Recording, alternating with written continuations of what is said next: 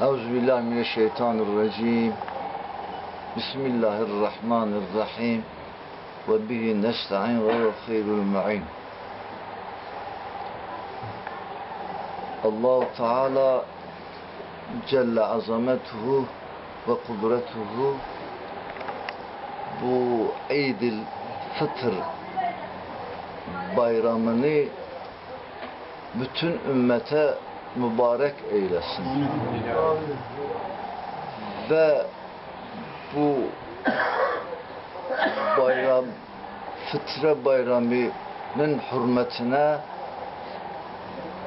ve Leyletül Kadir de bu ayda indirmiş Cenab-ı Hak, 1000 aydan daha hayırlıdır. Bunun hürmetine ümmete bir selamet ihsan etsin. Ümmeti bu fitneden arındırsın. Ümmetin fitnesi vardır. Allah Teala bu ümmeti bu fitneden ayırsın. Bu Ramazan-ı Şerif'in hürmetine İslamiyet'e vesile etsin ve İslam dinini hakim kılsın. Allah Teala Kur'an'da buyuruyor ve men lem yahkum bima enzelallah fe ulaike humul kafirun vel fasikun ve zalimun. Ayet uç geçiyor. Kur'an'ın emrini yaşamayan, inanmayan zalimdir, kafirdir, fasıktır. Allah Teala bizi Kur'an'a mensup etsin.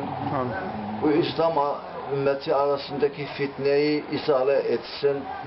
Müslüman kardeşlerimize de nasir olsun. Demek ki bu Müslüman kardeşlerimizin de dünya rahat eder.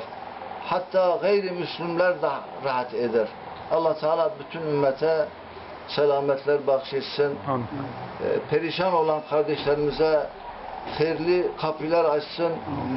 Suriye'deki kardeşlerimize, Şam'daki kardeşlerimize, Irak'taki kardeşlerimize, Afganistan'daki kardeşlerimize. Yani bunu da Müslümanlar bilsinler. Melanetlerini, saltanetlerini devam edemezler. Onun için İslam'ın gelmesini istemiyor. Halbuki İslam gelse bütün insanlar rahat edecek. O 3-5 tane o hebis olan o krallar, saltanat ehliler, bunlar işte menfaatlerini kaybedecek. Lakin bütün İslam alemi, Hristiyan alemi ve Yahudi alemi herkes rahat edecektir. Çünkü İslam'da adalet vardır. İslam'ın haricinde adalet yoktur. İnne dine indellahil İslam. Allah yanında İslam dinidir, Hanif dinidir. Ta Hazreti Adem'den şimdiye kadar İslam dini, Hanif dinidir. İbrahim Aleyhisselam Hanif dini üzeredir.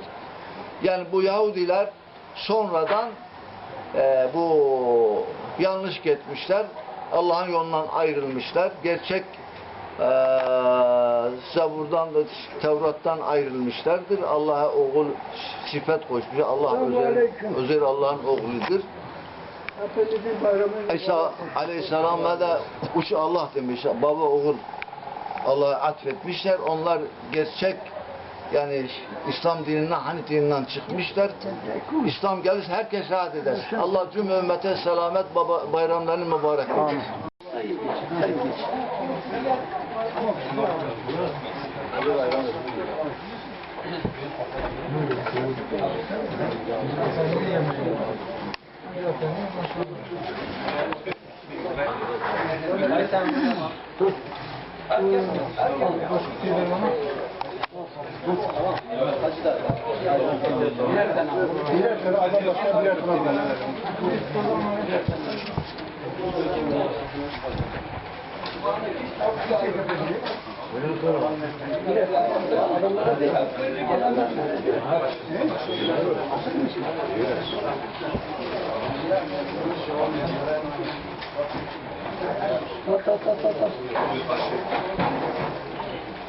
تلحش حسن ها تمام